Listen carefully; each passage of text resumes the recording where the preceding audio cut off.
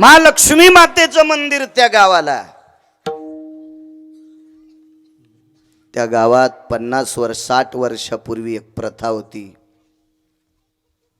तिथं रेड्या कापित होते. रेड्या, म्हशीचं मोठं पोरग 6-7 क्विंटलाचं कापायचे. एक नाही सदानंदजी, 2-4 कापित होते. काय माणसं असतील हो त्या काळातले. परिसरातले माणसं लिंबन कांदे घेऊन जात होते. लिंबून कांदा खिशातच न्यायचे परिसरातली माणसं. लक्ष्मी आईचं मंदिर 4-5 रेडे कापित होते. 60-62 वर्षापूर्वी, 70 वर्षापूर्वी सद्गुरू नामनिष्ठ मुक्त कैवल्य सद्गुरू भगवान बाबा त्या गावात गेले आणि हात जोडले. अरे तुम्ही माणसं आहेत रे, हे तुम्ही माणसं आहेत रे राजे, हो तुम्ही माणसं आहेत. अरे माणसांनी माणसासारखं वागा रे. अरे वाघाशिवासारखं करू नका रे. एका शब्दात बळीची पद्धत बंद झाली. आणि रेड्या कापायच्या, हाल्या कापायच्या तिथीला सप्ताह उभा झाला. अजून सप्ताह कायमचा सुरू आहे, कायमचा सुरू. सांगा, माणसानं सांगितले ऐकले असते का लोक? नाहीत ऐकू शकत, नाहीत ऐकू शकत. किती बोंबलू द्या माणसं, ऐकली नसती. पण एका संतांच्या मुखारविंदात पटून पडलेलं वाक्य, वाचा सिद्धी पावाल आज्ञापक व्हाल, तात्काळ तो त्या परिसरातल्या लोकांनी तो प्रमाण मानलं आणि ती निषेध प्रक्रिया बंद केली. ही ताकद या संतांची. काय त्यांचा महिमा वर्णवा, काय त्यांचा महिमा वर्णवा. आये भक्त थोर भुवंत, अरे भक्त थोर भुवंत. काय त्यांचा महिमा वर्णवारुवार, काय त्यांचा महिमा वर्णवारुवार, काय त्यांचा महिमा वर्णवारुवार, काय त्यांचा महिमा वर्णवारुवार, काय त्यांचा महिमा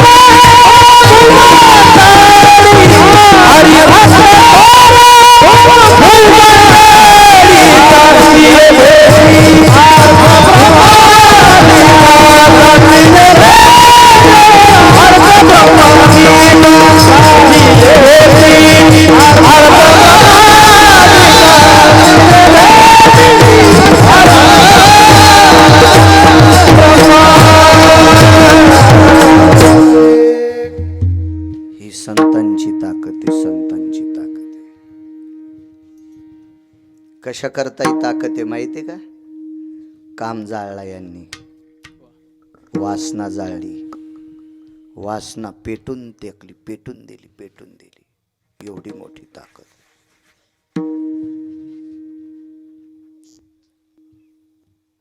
मी मागे पारगावला कीर्तनाला गेलो.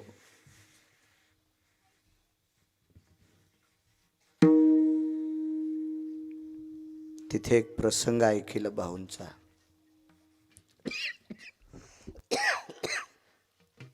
शेवटच्या टप्प्यात भाऊ थोडेसे आजारी पडले. वामन भाऊ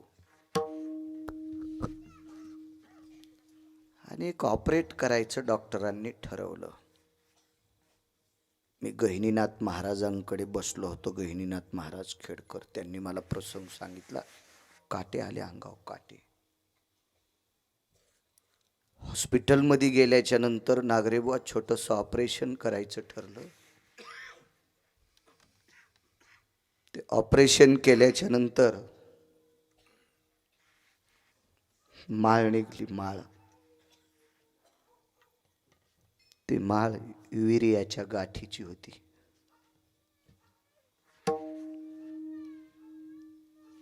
इतकी वासना जाळून टाकली, इतकी वासना जाळून टाकली, इतकी वासना जाळली की टप्पर नाही झाली बाहेर निघायची. त्याच्या आत गाठी तयार झाल्या, आत पोटात मांडीत गाठी तयार झाल्या. इतकी वासनेवर ज्यांची पकड होती, पकड, मारुतीरायाचा जशी अवस्था तशा अवस्थेत जीवन जगलेली ही संत आहे. म्हणून काय त्यांचा महिमा वर्ण वारंवार. काय संतांची व्याप्ती आहे, कल्पना करा. अनगडशाह नावाचे फकीर होते आलतापजी. अनगडशाह नावाचे फकीर होते. तो फकीर म्हणजे असा सामान्य फकीर नाही. तो फकीर म्हणजे शुक याज्ञवल्क दत्त कपिल मुनी हरीशी जानोनी हरी झाले. शुकाचार्यांच्या बरोबरीचा, दत्तात्रयांच्या बरोबरीचा, कपिलांच्या बरोबरीचा, याज्ञवल्क्यांच्या बरोबरीचा तो फकीर होता. सामान्य नाही. ते काय असा धुपन का आणणारा थोडाच होता. ते फकीर फकीर होता. हिरव्या रंगाची कफनी डोक्याला बांधलेली, हिरव्या रंगाची लुंगी घातलेली, हातामध्ये मोराच्या पंखाची पेंढीने एक चिमटा होता. त्या फकीराचं नाव होतं अनगडशाह नावाचा फकीर. भजन करायचा. ला इलाहा इल्लल्लाह, ला इलाहा इल्लल्लाह, ला इलाहा इल्लल्लाह, ला इलाहा इल्लल्लाह. भजन करायचा तो फकीर त्यांच्या देवाचं. पण त्या फकीराला एका म्हातारीनं बऱ्याच दिवस भिक्षा दिली. फकीर हा शुद्ध व्यक्ती असतो, वारकरी हा शुद्ध व्यक्ती असतो. पण आता वारकऱ्याचं सोंग घेऊन कोणी कसे वागायलेत, आणि तरी त्या भाडव्याला तुम्ही मानता तुमच्या घराला कुपाती लागन. तुम्ही याला बी टाळ्याच वाजवायले.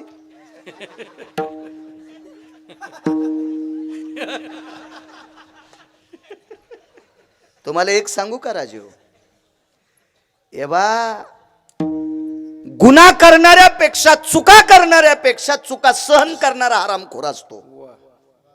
चुका सहन करणारा भडवा असतो. लक्षात ठेवा. तो धर्मासाठी घातक असतो, तो आपल्या कार्यासाठी घातक असतो. चुका करणाऱ्याला प्राधान्य द्यायचं नाही. किती बी विद्वान गायक असू द्या, जर तो दारू पित असेल आणि तुम्ही त्याला बोलून पैसे देत असाल तर बरोबर तुमचे लेकरं सुद्धा दारू पिणार. कीर्तनाच्या स्टेजवरून सांगायलो. कारण ज्ञानोबाराय तुकोबाराय तुम्हाला मानणार नाहीत, मानणार नाहीत, तुम्हाला मानणार नाहीत. अरे या संप्रदायात का तुम्ही अशा लोकांना प्राधान्य देता? देऊ नका. मानणार नाहीत ज्ञानोबाराय तुकोबाराय. मी मगाशी बैठकीत बोलून गेलो सदानंदजी तुम्हाला की हा संप्रदाय निष्ठावंत लोकांनी टिकवलाय. काल परवाच्या 5-50 लाखाच्या टपराच्या गाडीत बसणाऱ्याने नाही टिकवला. हा संप्रदाय महिन्याची वारी करणाऱ्याने टिकवलाय. असे काही निष्ठावंत वारकरी आहेत. एका एकादशीला आळंदीला, एका एकादशीला पंढरपूरला, दुसऱ्या एकादशीला आळंदीला, त्याच्या पुढच्या एकादशीला पंढरपूरला. अहोरात्र चालते तो, अहोरात्र चालते. ह्या निष्ठेनं परमार्थ करणाऱ्या निष्ठावंत वारकऱ्यांमुळं हा संप्रदाय टिकलाय. हा संप्रदाय टिकलाय. भंगाऱ्या भोंगाऱ्यांना बोकांडीवर घेता. पाप लागन तुम्हाला, पाप लागन. तुम्हाला एक सांगू, एका गावात गेलो सदानंदजी मी, तिथला एक माणूस म्हणला झकास कीर्तन करा. मी म्हणलं तुझ्या बायकोची साडी नेसून नाचतो बडव्या. झकास म्हणतात कीर्तन. कीर्तनात काय अपेक्षा ठेवायला पाहिजे? या स्टेजवर कीर्तन सांग, कीर्तन सांग, होय अंग हरिरूप. अरे या भारतामध्ये खूप स्टेज आहेत, त्या स्टेजवर तुम्ही वाईट पाहण्यासाठी तुम्हाला स्टेज आहेत. पण एकच विनंती करतो, तुमच्या बुटासकट पाया पडतो, कीर्तनाच्या, भागवताच्या, रामायणाच्या, प्रवचनाच्या स्टेजवर फक्त संप्रदाय बघा, फक्त संप्रदाय बघा, बाकीचं बघू नका रे, बघू नका, बघू नका. माझी लायकी नाही तुम्हाला सांगण्याची, पण बशिलं म्हणून सांगतोय, उभं केलंय तुम्ही मला म्हणून सांगतोय. लय लय कष्ट घेतले मागच्या लोकांनी. परवाला एका गावी गेलो, 59 वर्षापासून सप्ताह सुरू आहे बाबांच्या पुण्यतिथीचा. 59 वर्षापूर्वी काय असेल सांगावर? होत्या का चपात्या खायला?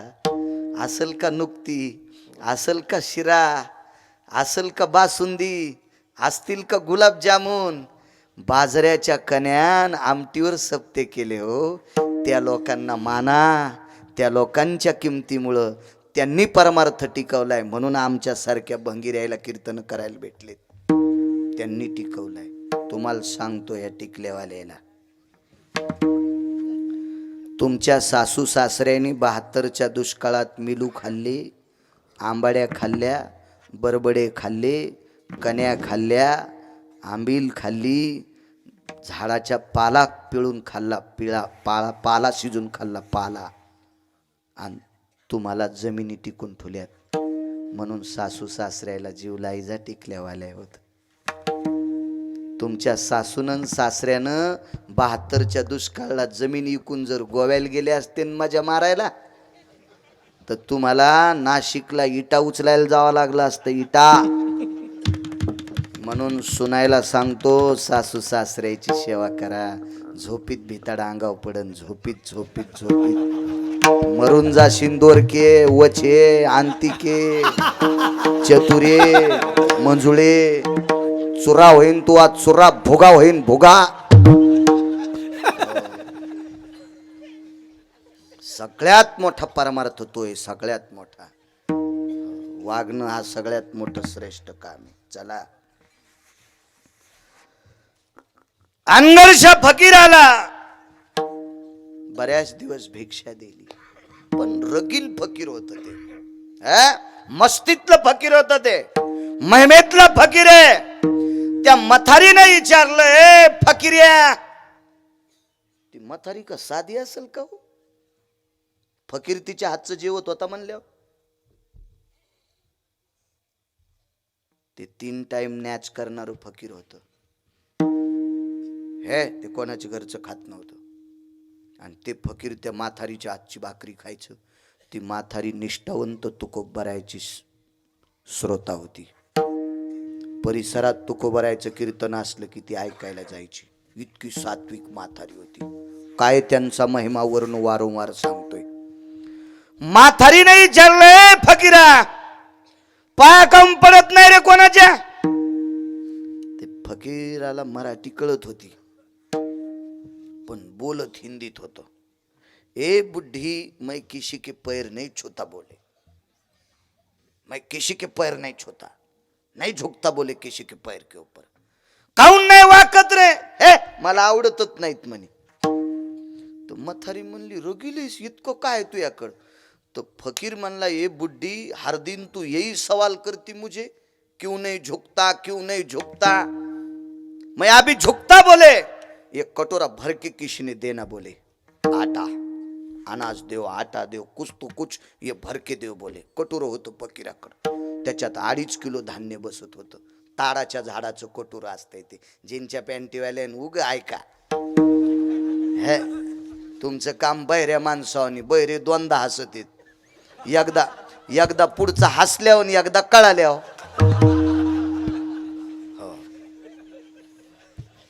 काय माहिती, जुनं इचकी जाणं, खपक्या मोबाईल आहेत भिताडासारखे तुम्हाला. इचकी जा त्याच्यातलं जुनं पाहत जा ना. देव कल्याण करीन राजे हो, तुमचं कल्याण करीन हो.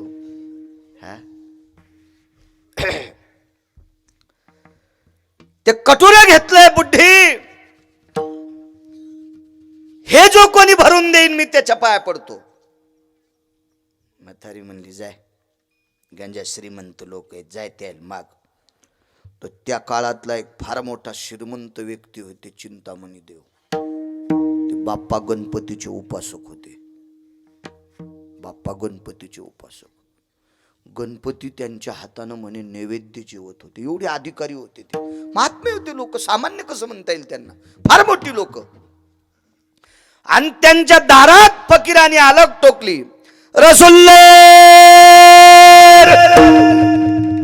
ला इलाही भिक्षाम देवा. मधलं सोडून देतो, जाऊ दे आपण पटकन जागेवर येऊ. भिक्षा मागितली. चिंतामणी देवाच्या लक्षात आलं, फकीर आला गडे. फकीर बैठकीतून पाहिलं तर फकीर दिसला. भगवान सूर्यनारायणाच्या प्रकाशाला लाजविल इतका तेजस्वी फकीर होता तो. इतका तेजस्वी. आचरणाचं तेज असते, आचरणाचं. 900 एकरवाल्याचा फोटो एकीकून लावा आणि संतांचा फोटो एकीकून लावा, मान कोणा पुढे वाकती. याचं आचरणच धड नाही ना, म्हणून त्याच्या फोटोकडे मान वाकत नाही ना. आचरणच धड नाही, कोणाचे उधार आणलेले देतच नाही. असंच आणू 900ची 1100 केली. आणि काय त्याच्या पुढे मान वाकन. मान वाकण्यासाठी कापशबो आचरण लागते, आचरण. फकीर आचरणशील होता. सुनबाई, फकीराला कटोरा भरून द्या. सुपात देत होत्या पहिल्या मावल्या माझ्या, सुपात देत होत्या, सुपात.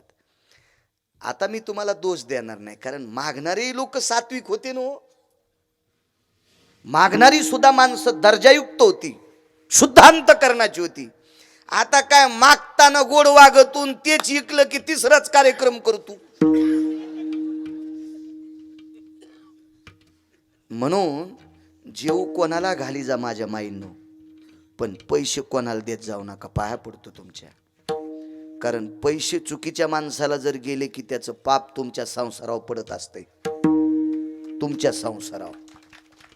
म्हणून माझ्या 18 मालकांपैकी एका मालकाचा पुरावा आहे, सर्वाभूती द्यावे अन्न आणि द्रव्य पात्र विचारून. पैसे मात्र त्याची सगळी बायोडाटा कुंडली काढूनच त्याला दिले पाहिजे. हो, नाही तर सोंग घेतलं साधूचं, पैसे दिले आणि त्यानं ती घरी जाऊन एखादी रंगारंगाचं पाणी जर पेलं आणि लेकरा बाळाला जर मारलं तर पैसे देणाराच्या बोकांडीवर पाप पडत असते.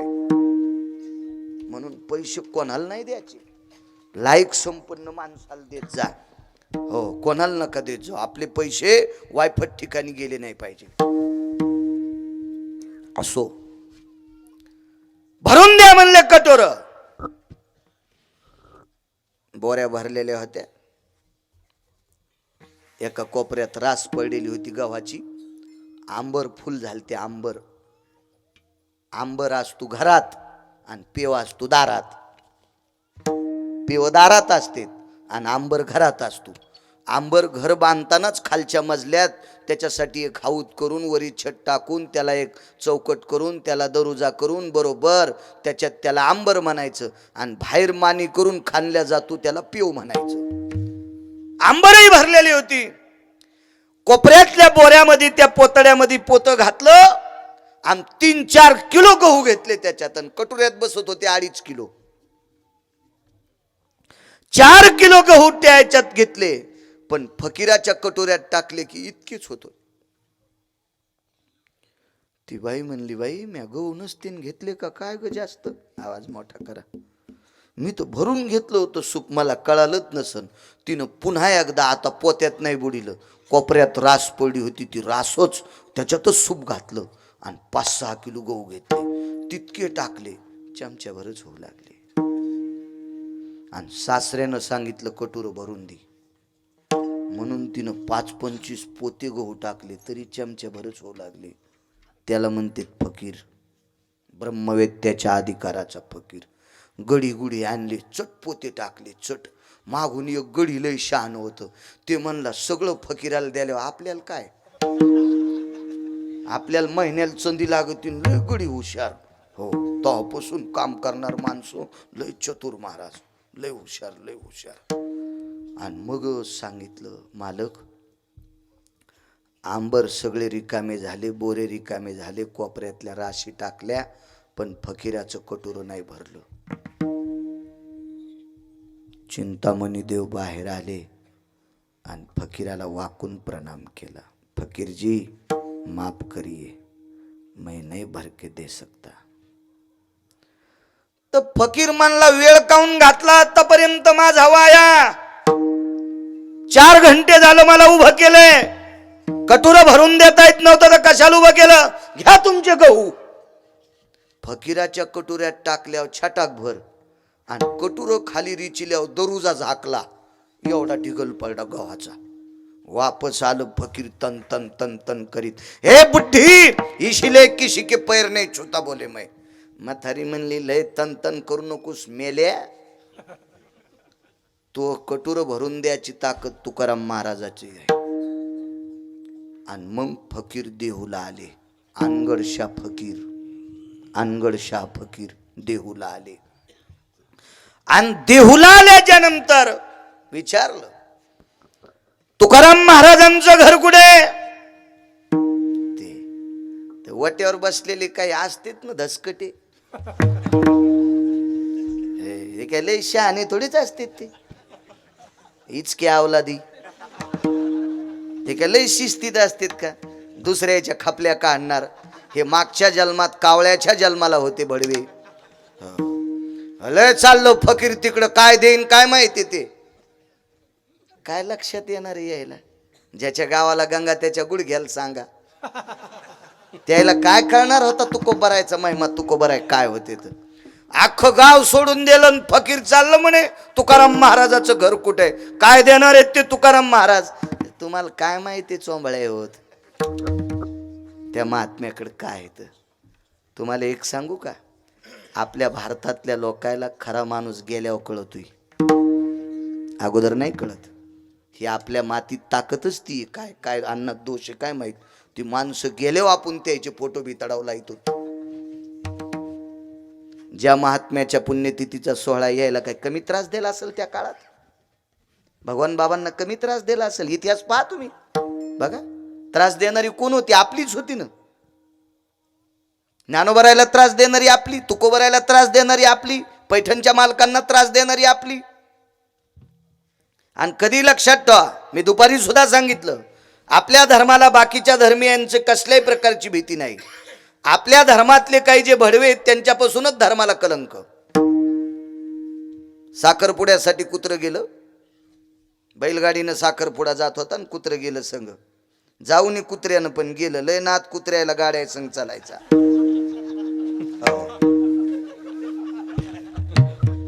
पाचोडला बाजाराला बैलगाडी चालली की निघलंच कुत्रं शेपूट हालीत, आणि पुढच्या गावातलं कुत्रं दिसलं की मग आखा खाली चलत. इकडं चाक त्या कुत्र्याला आणि इकडं चाक ह्या कुत्र्याला मधात येऊ देत नाही, पुढून बैल येऊ देत नाही. तर ते पुढच्या गावातलं कुत्रं म्हणलं, बाहेरीन तू सोय पाहतो. ते म्हणलं, आलो असतो पण बैलाला गाडी वडणं. असे लय कुत्रे म्हणतात, मीच गाडी वडितो, तू उद्या मरण, गाडी चलतीच सुंबळ्या. ते कुत्र साखरपुड्याला गेलं. साखरपुड्याला गेल्याच्या नंतर मालकापाशी शेपूट हल्लं लागलं. पोरीच्या बापाच्या लक्षात आलं आपल्या युवाचं कुत्र आहे. मग पोरीच्या बापानं टीलचं टोपलं, त्याच्यात लिटर भर दूध, 2 पोळ्या कुस्करल्या. टब्या नाव होतं कुत्र्याचं. त्या टब्यानं 2 चपात्या लिटर भर दूध असं चपकून आणलं. आणि मग पोरीच्या बापाने व्यायला सांगितलं, व्याही रस्त्यान चोर मारतेत, आजचा मुक्काम करा, पहाटे 5 वाजता तोंड धुतल्यावर गाड्या काढा. आणि मग त्या कुत्र्याच्या मालकानं सांगितलं, टब्या आम्हाला मुक्काम करायचा, तू जाय बरं वाडा सांभाळायला. आणि मग कुत्रं वापस आलं. कुत्रं वापस आल्यावर दारापुढं गादी गिदी टाकलेली होती. अहो लय कुत्रे नशिबवान आहेत, लय कुत्रे नशिबवान आहेत. आणि बऱ्याच कुत्र्याला पण कळत नाही कुत्रे कुठं बसवा. 55 लाखाची गाडी घेतली एका कुत्र्यानं ते गाडी चालवायला आणि मालकाच्या सीटवर कुत्रं बसलेलं होतं. म्हणजे बऱ्याच कुत्र्यांना पण कळत नाही कुत्रे कुठं बसवा. 55 लाखाची गाडी घेतली बाप म्हशीच्या कोठ्यात आणि कुत्र माल सीटवर बसलेलं. असे काही काही कुत्रे आहेत. उता आलाय त्याचा पण. आणि मग ते कुत्र तिथं बसलं तर मग गल्लीतले कुत्रे आले म्हणले टब्या काय झालं रे सरे तोडे त्याचे लोळगे कुठं गेलता साखरपुड्याला. अरे माणसं आगाव आहेत म्हणला तू माणसाच्या कशाला नादी लाग तू आणि कशाला गेला म्हणला माणसाच्या साखरपुड्याला. मोगड्या वासा म्हणला माणसानं दुधन पोळी खाऊ घातली. मग इतकं कोण तोडलं आपल्याच भावकीनं. कुत्र वापस येताना त्याला कोण तोडलं माहितीये का कुत्र्यानंच. धर्माला घातक आपलेच कुत्रे राहतील यायला सावध करा. करणे पाखांड खंडन हेची आम्हा करणे काम बीज वाढवावे नाम. ह्या पाखंड्याचं खंडन करणं मत. आपल्यात जे काही चुका करणारी लोक हे शोधा यांना सावध करा. चूक करू नको रे बाबा. चुक आहे वागणं तुझं चुकीचं आहे नको करू असं. हे लोक तुझ्या पाया पडतेत रे कीर्तन करा तू तंबाखू खाऊ नको ना. मस्त भजन म्हणतो चालू भजनात तंबाखू. घोंगडीला डाग पडे तू या तंबाखून सोंबळ्या. हा तर तू भजन ऐकणाऱ्याला कुठं कुठं डाग पडतील याचा मेळ तरी आहे का. विठाला विठाला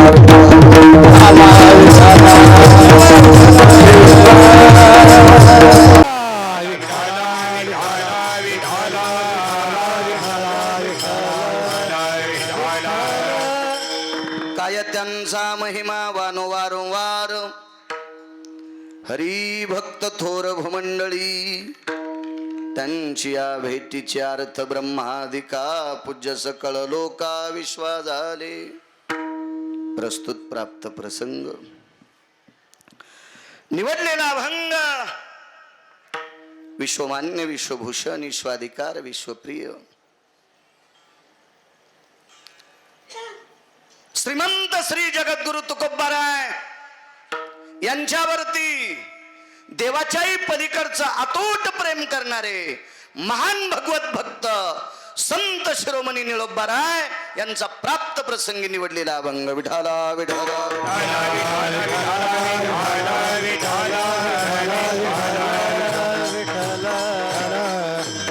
प्राप्त प्रसंगी निवडलेला अभंग माझ्या निळोबारायांचा आहे.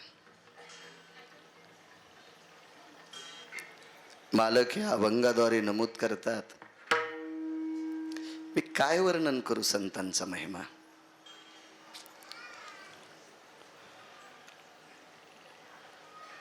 निळोबारायांचा अधिकार किती मोठा आहे सज्जनांनो.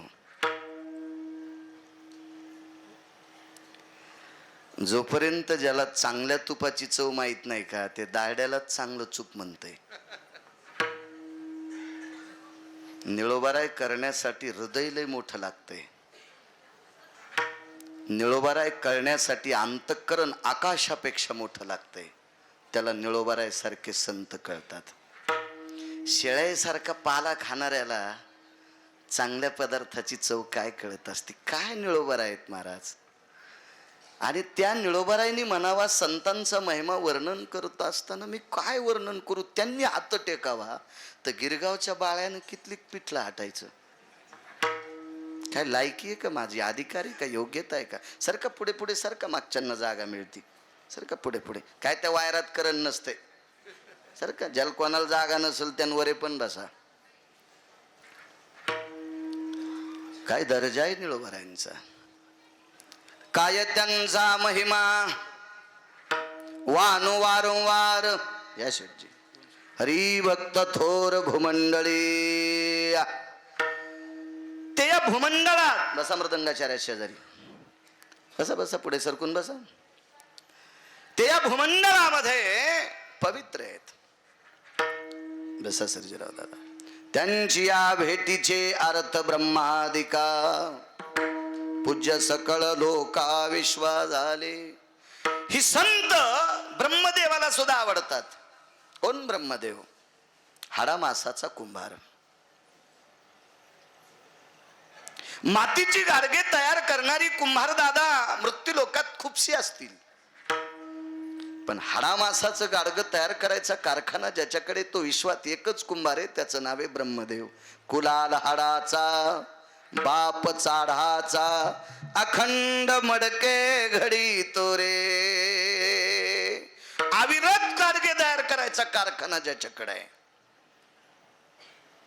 आतापर्यंत जेवढी कुंभार दादा असतील तेवढी गाडग्याला छिद्र ठुत नाहीत शेठजी, प्रल्हाद बाबा, सर्जेराव दादा. पण एकच जगाच्या पाठीवर कुंभार आहे, त्यानं गाडग्याला 9 छिद्र पाडले.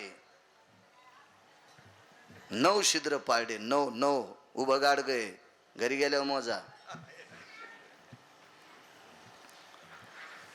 प्रचंड विद्वान कुलाला असेल तो कुंभार असेल, पण त्याही कुंभाराला संतांची भेट आवडती. त्यांची या भेट ब्रह्मादिका पूज्य सकळ लोका विश्वा झाले. का आवडतात? ब्रह्मदेव मृत्यू लोकात शक्यतो संतांनी इतके पूज्य नाहीत. का? ब्रह्मदेव एवढे विद्वान आहेत, पण जरा घोड चूक केली. वेदार्थाचा गोवा कन्याभिलाष वेदे नाही आईसे सांगितले. ब्रह्मा कन्येसी धरू जाय, ही चूक केली. वारकरी संप्रदायामध्ये नैतिक चुकीला मान्यता नाही, नाही मान्यता. म्हणून ब्रह्मदेवाने विचार केला, काय संतांचा अधिकार आहे, ज्या ज्या स्थळी संतांचं वास्तव्य त्या त्या स्थळी संतांचं चंद्र सूर्य तोपर्यंत मंदिर आहे. इतकी मोठी आहेत संत. यमधर्मवास पाहे नित्य काळ. यमाला सुद्धा संत आवडतात. तुमच्या माझ्यासारख्या भंगिऱ्याला नेऊन कदरले ते. यमाला सुद्धा संत आवडतात. मने धन्य वेळ भेटतीये. ज्या वेळेला मला साधू भेटेल ती वेळ मी धन्य मानेल. हा संतांचा अधिकार आहे. उदात्त अंतकरणाने मला आशीर्वाद देत राहा. गिरगावचा बाळू बोलण्याचा प्रयत्न करेल. विठाला विठाला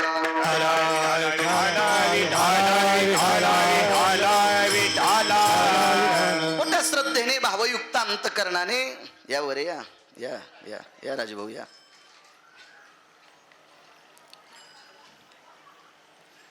मोठ्या श्रद्धेनं भावयुक्त अंतकरणाने चालत असलेला हा ज्ञानयज्ञ गेल्या 14 वर्षाची दिव्य परंपरा आहे. अशा या परमपावन परंपरेमध्ये माझ्यासारख्या सर्वसामान्य अल्पज्ञानी छोट्याशा, मला काही फारसं ज्ञान नाही, तरी पण मला या पवित्र गोवर्धन गडावर कीर्तन करण्याचा योग तुम्ही दिलाय. माझं परम भाग्य आहे. सर्व विश्वस्तांना प्रणाम करतो. मठाधिपती आदरणीय प्रल्हादजी महाराजांना दंडवत करतो. गोडसजांचं सहकार्य असे हरिदास शेठ, त्यांना गोडसा धन्यवाद देतो.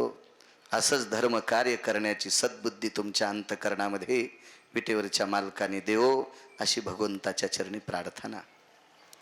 भगवा द्वारकाधीश श्रीकृष्ण परमात्म्याचं अंतकरण मनोगत त्या परम पावन कृष्ण कथा सांगतेने फिटे पांग.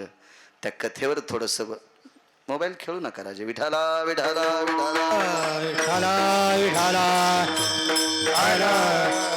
मला काही अडचण नाही, फक्त कॅमेरे आहेत तुमच्याकडं आणि मग नंतर लोक नाव ठेवतात आपल्याला चालू कीर्तनात भजने मोबाईल खेळायलेत असं नंतर. कारण जग पाहणार आहे ना, अख्खं ब्रह्मांड पाहणार आहे. ब्रह्मांड तुम्ही 11 लाख दिले, विदेशातल्या पण लोकांनी पाहिलेत देव केलेले. विदेशातल्या लोकांनी महाराज तुम्ही 11 लाख दिले, हे विदेशातल्या लोकांनी पण ऐकलेत.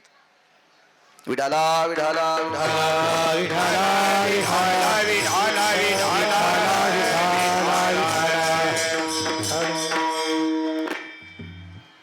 आणि ती श्रीमद भागवत कथा सांगण्याचा योग आदरणीय सर्जेरावजी ताठे त्यांच्या मातोश्रीच्या स्मरणार्थ ती कथा सांगण्याचा योग मला आला, ते माझं परम भाग्य. उपस्थित विनेकरी असतील, दोन्ही मृदंगचारी असतील, माझ्या ज्ञानोबाराय तुकोबारायच्या नावाचा टाहो फोडणारी ही वारकरी मंडळी असतील, चोपदार असतील, मस्तक माझा पायावरी या वारकरी संतांच्या. सज्जनांनो, आपला अमूल्य वेळ खर्च करून तुम्ही या धर्ममंडपात आलात. ज्ञानोबाराय तुकोबारायचा पायीक एक छोटासा वारकरी या नात्यानं तुमच्या चरणावर दंडवत करतो. साऊंडवाले तुम्हालाही धन्यवाद देतो. कॅमेरावाल्यांनो तुम्हालाही धन्यवाद देतो. माझ्या लग्नात एक पण नव्हता, तुम्हालाही धन्यवाद. गेवराई शिमी तथा हरिदास शेठ या परिसरातल्या सर्व भक्तगणांना खूपसा धन्यवाद देतो. राजेभाऊ नागरे सुद्धा आहेत. आदरणीय तारुआप्पा मेटे असतील, पंडितरावजी मेटे असतील, नुकतंच सरचिटणीस पद ज्यांच्याकडे आले असे आदरणीय ज्ञानेश्वर माऊली. कारण धानोरा आश्रमावर श्रीगुरु सर्वानंद सरस्वती महाराजांच्या आश्रमावर यजमानपद तुमच्याकडंच होतं माझं. वा, तुम्हालाही धन्यवाद. अधिक करून सर्व ज्येष्ठ श्रेष्ठ मंडळी, पंढरपूरकर महाराज असतील, त्यांनाही प्रणाम. तुम्हा सर्व सर्वज्ञ वारकऱ्यांना प्रणाम करतो आणि माझ्या अभंगावर येतो. काय त्यांचा महिमा वानो वारंवार हरिभक्त थोर भूमंडळी. काय असेल संतांकडं की जेणेकरून निळोबाराय म्हणतात मी ते किती थोर आहेत, मी किती वर्णन करू, किती वर्णन करू. एक सांगू सज्जनांनो, देव कोणालाही सांगता येईल, देव कोणालाही सांगता येईल, पण माऊली संत आतापर्यंत देवाला सुद्धा कळाले नाही. म्हणजे किती मोठे आहेत संत, किती मोठे आहेत, अजून देवाला सुद्धा त्याचा पत्ता लागला नाही, इतकी मोठी संत आहेत. महाराज संतांच्या सुखाकरता, त्या सुखाचा आस्वाद घेण्याकरता विटेवरचा मालक वैकुंठात नालता. या सुखा कारणे देव येडावला, वैकुंठ सोडून संत सदनी राहिला. वेडा झालाय, पागल झालाय, पिसा झाला देव संतांच्या सुखाकरता. त्यांच्याकडे जे सुख आहे ना, त्या सुखाची प्राप्ती करण्याकरता पागल झालाय. मला असं वाटतंय, सुख जर संपलं असतं प्रल्हाद बाबा तर वैकुंठाला परत गेला असता, पण अजून सुखच संपलं नाही, याच्याकरता खाली आहे. त्या अर्थी संत इतके मोठे आहेत. विठाला विठाला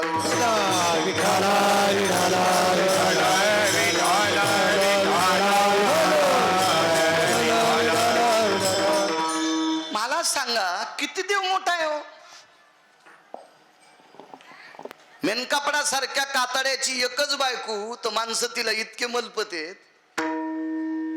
एकच तर त्याला 16,108 येतात.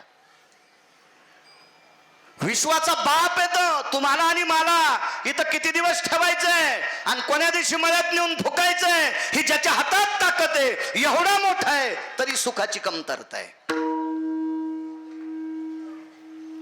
10-5 एकरावाल्यानं कशाला कोंबड्या आणि उलट्या उड्या हाणायच्या, मग लईच मजा आहे. कोणी मजा आहे तुझी. दुःखे विश्वाचा बाप. महाराज, देवाला सुख देण्याची ताकद, संताचे सुख झाले या देवा, मनवोनी सेवा करी द्याची, मनवोनी सेवा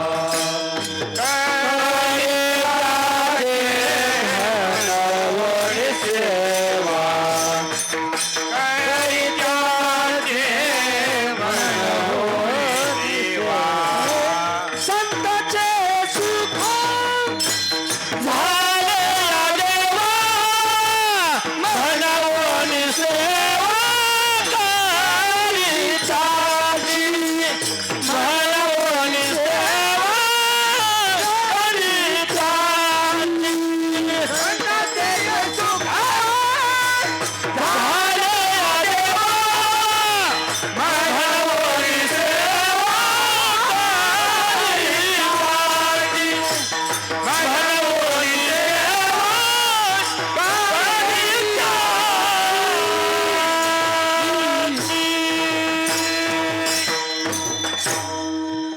आज देवाला सुख देण्याची ताकद ज्यांच्यात ती मोठी किती असतील कल्पना करा.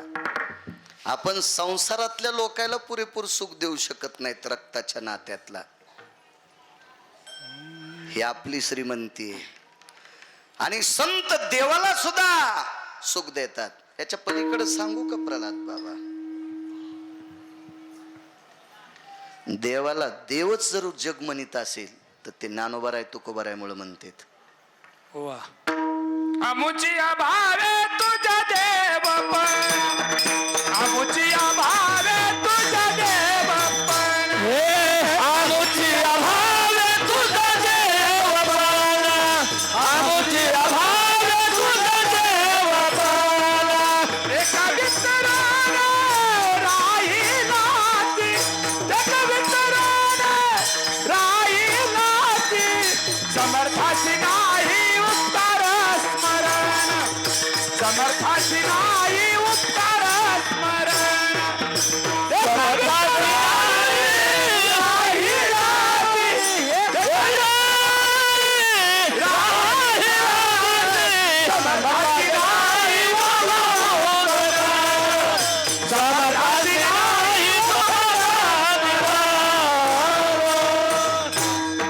आमुचिया भावे सिंगल उतर निघायची. आमुचिया भावे तुझं देव पण. महाराज संतांनी सांगितलं देवा तुला देव पण कधी आलंय ते आमच्यामुळं, म्हणजे माझ्यामुळं नाही बरं का. ज्ञानोबा आहे तुकोबा आहे नामदेव आहे चोखोबा आहे नाथबाबा सावता महाराज सेना महाराज या लोकांमुळं देवाला देव पण आलंय.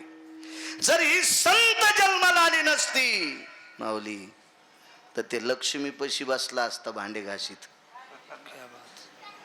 हरिदास शेठ देव देव देव म्हणून या देवाचा प्रचार कोणी केला असेल तर संतांनी. आमदार खासदार मंत्र्याचे देव कोण असते हा? आणि कार्यकर्ते जर नाही बेजार झाले यायला पंख्याचे येडे मोजावं लागतील. होय तारवाप्पा महाराज चपला उघडूस तर कार्यकर्ते त्या नेत्याचा प्रचार करते तेव्हा तो नेता खुर्चीवर बसतो. फक्त त्या नेत्यानं इतकंच लाजलं पाहिजे कार्यकर्त्यासाठी काच खाली करी जाय. बोलत जाय त्याला 2 मिनिटं. या पवित्र देशातल्या राजसत्तेतल्या सत्तेवरच्या लोकांचे देव आहेत त्यांचे कार्यकर्ते. ते त्यांना पदावर बसित, ते त्यांना मोठं करतात माऊली. तसं या नेत्यांना त्यांच्या कार्यकर्त्यांनी मोठं केलं पंडित भाऊ. तसं विश्वाच्या बापाला संतांनी मोठं केलंय. इतकी मोठी संत आहेत. विठाला विठाला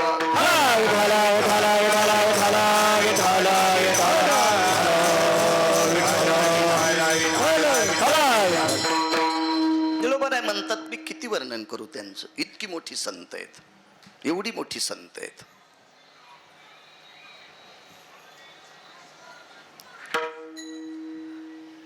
काय असेल बरं संतांकडे इतकं मोठे पण. चारुकीर्ती नावाचा एक प्रधान होता. तो समाजानं हिंदू होता, कुळानं हिंदूच्या कुळातला होता. त्याचं नाव होतं चारुकीर्ती. सरदार आहे पण तो सरदार या पवित्र देशातल्या मुसलमानाचा होता. मुसलमानाचा सरदार आहे. उत्तर भारतामध्ये एक प्रांतीय राजा आणि त्या राजाचा सरदार आहे हिंदू समाजाचा. त्याचं नाव आहे चारुकीर्ती. आणि त्या चारुकीर्ती नावाच्या व्यक्तीला 2 संत भेटले. माऊली महावैष्णव ज्ञानोबराय आणि संत शिरोमणी नामदेवराय.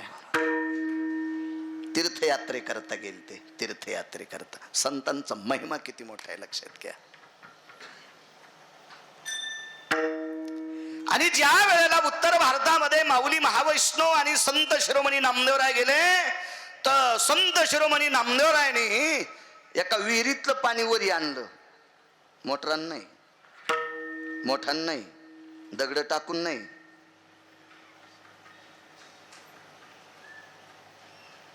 लघिमा नावाच्या सिद्धीच्या बळावर त्या सिद्धीला लघिमा नावाची सिद्धी म्हणतात. गाथा वाचा आणि लक्षात येईल तुम्हाला. तीर्थावळीचं प्रकरण वाचा, सगळ्यांच्या लक्षात येईल की ती कोणती सिद्धी आहे.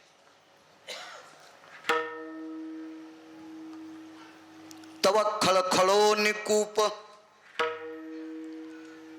ओसंडून वाहू लागला. जसा कल्पांताच्या वेळेला समुद्र खळखळतोय असं शिभर पाणी इरीत होतं, फक्त शिभर. पण ज्ञानोबारायांनी डोकावून पाहिलं आणि लघिमा नावाच्या सिद्धीला सांगितलं, ए सिद्धी. सिद्धी यायच्या घरच्या दाशा होत्या. हो, अनिमा, गनिमा, लघिमा, कामा, वशित्वा, विशित्वा ही सिद्धींची नाव आहेत. मला जर भेटली ना घंटाक्षी तर सगळ्या मराठवाड्यात पुन्हा मोटरा लावायचं कामच होणार नाही. ए सिद्धी मका भिजव, ए ती अद्रक वाळायली ग. पण सिद्धी स्वप्नात येण्याची लायकी नाही आमची, तर भेटती कशाला. हा, पाणी चोरी आलं. चारुकीर्ती नावाच्या प्रधानाने हे प्रत्यक्ष डोळे भरून पाहिलं आणि त्या उत्तर भारतातल्या प्रांतीय राजाला जाऊन सांगितलं, सरकार जहापना गजब हो गया. काय का गजब बोले. महाराष्ट्र के ज्ञानदेव नामक संत है, अपने बाजू का जो कुआ, यायली हिंदी वाला, आपल्या बाजूची जी विहीर आहे का, ती विहीर ओसंडून वाहा लागली. क्या बातें करते आप प्रधान जी. काही कळतंय का आपल्याला, काही भान आहे का आपल्याला. माझं आयुष्य गेलंय त्या विहिरीमध्ये, बकेटभर पाणी सापडत नाही आणि ती विहीर भरून सांडती असं तुम्ही म्हणता. चलिए सरकार, विश्वास करिए. आणि तो उत्तर भारतातला प्रांतीय राजा चारुकीर्ती नावाच्या प्रधानाचं ऐकून त्या विहिरीवर गेले तर विहीर अशी ओसंडून वाहू लागली. त्या परिसरातल्या पशु पक्षी जनावरं ते वाहतं पाणी पिऊ लागले. ठीक आहे. कौन है? ज्ञानदेव, महाराष्ट्र के संत है जी. साथ में नामदेव है. ठीक है. पण तो बादशाह थोडा रगील होता. माणसं हुशार होते. तुम्हाला सांगू का, पुसटच्या गोष्टीला बळबळणारी नव्हतीच राजे लोक पूर्वीचे. तेजस्वी लोक होते. राज दरबारातली लोक पूर्वीच्या काळात दर्जेदार लोक होती, दर्जेदार. त्यांच्या वाणीवरचा दर्जा, वागण्याचा दर्जा, सगळ्या गोष्टीचा दर्जेदार दर्जा होता भारत देशातल्या राजांचा. ठीक आहे. चारुकीर्ती जी सरकार, अजून एक चमत्कार असला तर मी मान वाकीन. हरिदास शेठ त्या उत्तर भारतातल्या प्रांतीय मुस्लिम राजाने एका ठोक्यात तलवारीनं गाईचं डोकं चेगळं केलं. माऊली, शरीर एक कड आणि डोकं एक कड. ज्ञानोबारायांनी डोळे झाकले. जगदानंद कंद जगतपते, आमच्या डोळ्याच्या समोर एका यवनानं गाय कापावी, आम्ही ती निमूटपणे पाहावी. नामदेवरायांनी डोळ्यावर हात ठेवला. काय प्रभू, काय तीर्थयात्रे करतात ज्ञानोबाराय सोबत मला पाठवलंस रे माय बापा. पण मला माऊली महावैष्णव ज्ञानोबारायांच्या सोबत माझ्या समोर गाय कापलेली पाहतोय मी. काय त्यांचा महिमा वारंवार. चारुकीर्ती प्रधान काही बोलत नव्हता. मोठ्यांपुढे काय बोलता येतं, राजा राजा आहे. प्रधान जी, अबे गाय जिंदी कर दो बोले. ही गाय जर जिवंत केली तर आमच्या समाजामध्ये फक्त मस्जिदीत वाकल्या जाते, आमच्या मौलानाच्या पुढं वाकल्या जाते, आमच्या काजीच्या पुढं वाकल्या जाते. आम्ही कुठेही वाकत नाहीत. पण माझ्या समोर जर गाय जिवंत केली तर मी तुमच्या महाराजांच्या पायावर नतमस्तक होईल. चारू कीर्तीचे तोंड नाही हसलं, हृदय हसलं, हृदय. कारण चारू कीर्तीला माहित होतं नामदेवरायाचा ज्ञानोबारायाचा पॉवर काय, त्यांचा दर्जा काय, त्यांचा अधिकार काय. आणि चारू कीर्ती नावाची व्यक्ती बादशाचं हे फरमान संत शिरोमणी नामदेवरायांना सांगितलं. पूज्य श्री नामदेवराय एवढी गाय जिवंत करून द्या. नामदेवराय म्हणले काय काम सांगितलं, इतकं सोपं, एवढं सोपं. चारो कीर्तीनं सांगितलं माय बापा श्री गुरु नामदेव महाराज, तुम्ही जर ही गाय जिवंत केली तर चंद्र सूर्य आहे तोपर्यंत चारू कीर्तीची छाती उंच राहील, त्याची मान उंच राहील, तोपर्यंत माझ्या नावाचा कुठेतरी उल्लेख केला जाईल. मोठं प्रकरण आहे. अवधी मागितला होता थोडासा, पण मी वेगात येतो. मृत शरीर गाईचं, शरीराच्या वेगळं डोकं पडलेलं आहे. नामदेवरायने डोकं नाही चोंबाळलं. आपल्याकडं गाईचं दर्शन घेत असताना शेपटीकून घेत असते, अधर्म सिद्धांत आहे.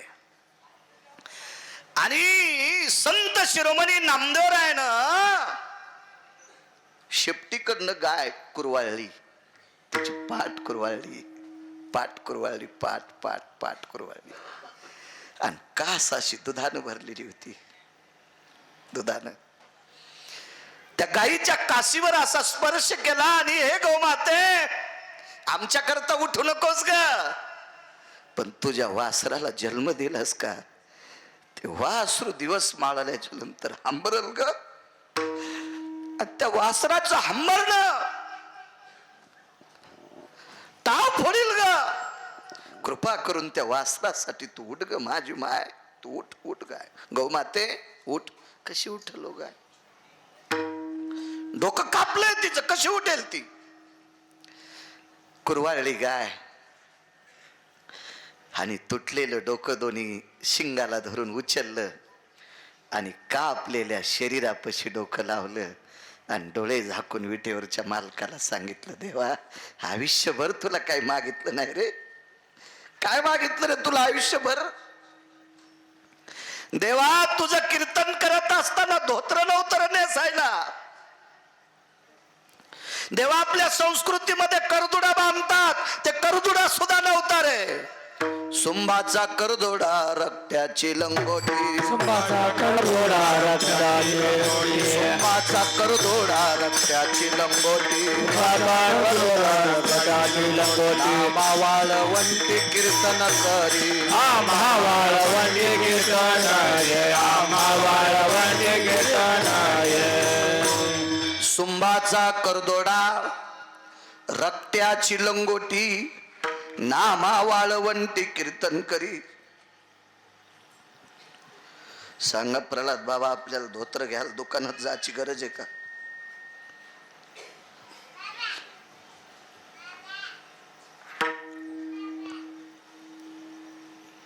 इथल्या 5-7 लोकांना माहिती आहे 95, 96, 97 आणि 98चे 3 महिने मी एका दुकानावर राजेभाऊ 520 रुपये महिने नोकरी करीत होतो.